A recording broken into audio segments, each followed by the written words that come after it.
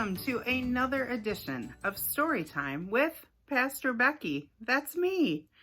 I love the story that we're going to be talking about today. It has to do with the words that come out of our mouths. Have you ever been hurt by the words that someone said to you? I remember a boy when I was in first grade, and he started to call me Beckelek. Isn't that silly? And for some reason, I allowed that to really bother me. He would chase me around the yard at recess time saying, Beckelek, Beckelek, Beckelek. And I would get so upset over that. That is so silly, isn't it? It doesn't really matter what he said. It was what I did with it. I allowed it to really hurt me and affect me. Sometimes, though, people do say really hurtful words, and that does hurt, and that does make us sad. And you know, we use words that we shouldn't use too. Bad words, or hurtful words, or mean words. So I think this story today is going to help all of us, Beckelek included. So enjoy. Today's story is called The Tale of the Poisonous Yuck Bugs. The author is Aaron Reynolds, and it's illustrated by Pete Whitehead. On the island of Gak, in the Gakoback Sea, way up on the branch of a boingo leaf tree, live two bugs that are scary, as scary can be. These bugs are the yuck bugs. There are two, as I've said. One yuck bug has blue spots, the other has red. If you were to see them, two creatures so small, you'd say to yourself, they aren't scary at all. But they're poisonous, those yuck bugs. They're toxic. They reek, for their poison is found in the words that they speak. You jerkulous jerk, one will shout from their tree. If you're hearing me now, then you're dumber than me. Then the other will shout, no one's ugly as you, to whoever's around. They don't really care who. And the creatures nearby all get sick when they hear them, so the creatures of Gak try not to get near them. And so that's how life was, with them yucking that way, shouting poisonous words, until one day they were up in their tree. They were eating away on a boingo tree leaf that they'd picked fresh that day. They were there chomping hungrily, chew after chew, when the one with the blue spots ripped the leaf right in two. You twerpulous twerp, said the red-spotted one. You've ruined my lunch. Now my meal is all done. I'll only eat leaves that are unripped, you see. You are clumsy and dumb, and you stink up the tree. There's a rule among yuck bugs that's never been broken. It's a really big rule, though it's kind of unspoken. Yuck bugs never talk to other yuck bugs that way. Well, this unbroken rule had been broken that day. I shouldn't have said that. I didn't mean to. But the words had slipped out, as such words sometimes do. And the poisonous words did their poisonous trick. And the blue-spotted yuck bug began to get sick. He opened his mouth and yelled through his pain, You skunkulous goof! Is there sludge in your brain? You dare break the rule and use yuck words on me? Well, I can use yuck words on you. Watch and see.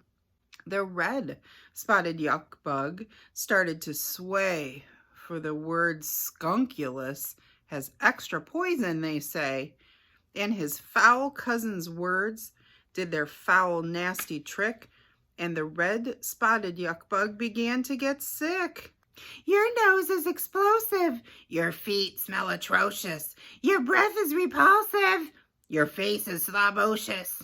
Backwards and forwards the words flew this way on that terrible poisonous word-flinging day. And the more poisonous yuck words the two yuck bugs threw, the sicker and sicker the two yuck bugs grew. At last they were lying there, very near dead, from the poisonous words that the other had said. And our yuck bug story might be over now, if an odd twist of fate hadn't changed things somehow. For landing that moment way up at tree tip was a very rare bug on a very long trip. The watch what you utter fly is a rare bug indeed. And this rare utterfly eats a rare kind of seed that is found far away on the mountain of Mir. So the utterfly flies to it twice every year. But such a long flight, well, it's tiring at best. So the watch what you utterfly took a short rest.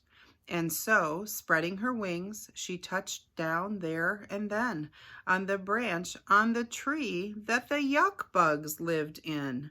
As the yuck bugs lay lying there, dying there still from the poisonous words that they'd used with such skill, that rare utterfly uttered something quite rare. "What pretty blue spots on that bug over there!" Well, the blue-spotted yuck bug felt something unyuck, and inside of him, deep where the yuck words had stuck. "And that blue one," the utterfly uttered. "Look there! Such gorgeous red spots on that other bug there."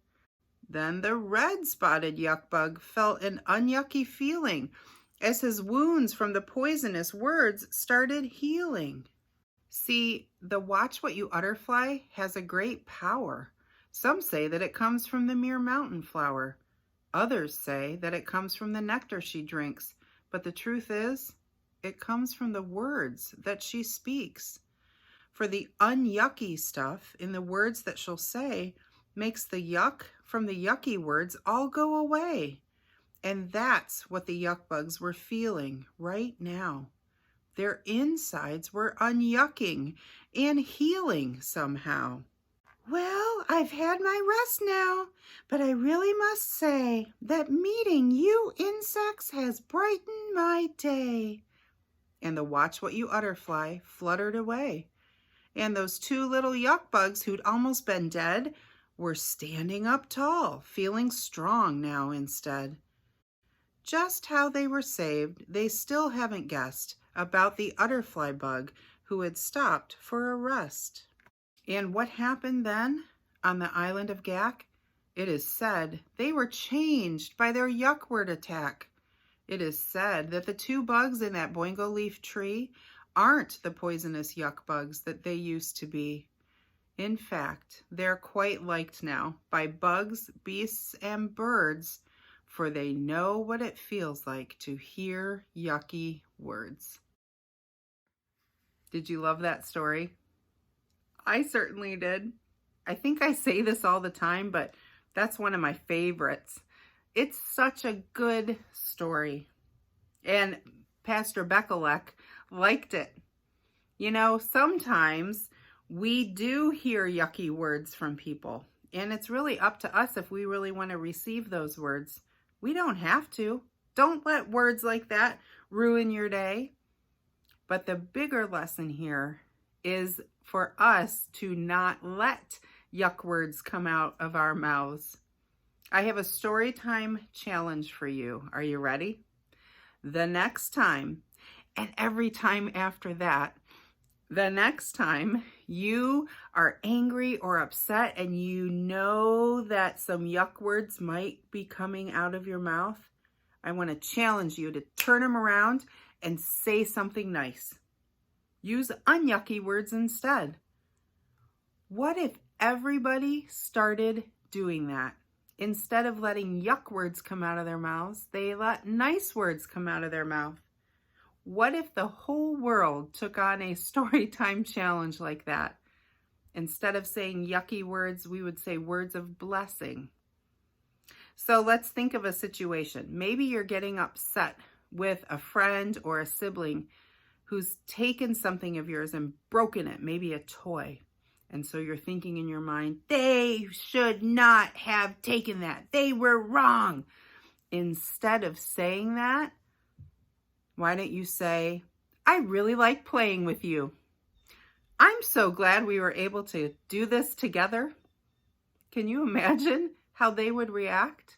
Chances are, if they've taken something of yours, maybe you just need to say nice things and then they think, oh yeah, I need to give this back to them. Who knows? There's power in the words that we use. The yucky words, but more importantly, the good words too. So the challenge is to use words of blessing. The Bible verse that goes along with this story, here's another good one for you to memorize. Proverbs 12:18. Thoughtless words cut like a sword, but the tongue of wise people brings healing.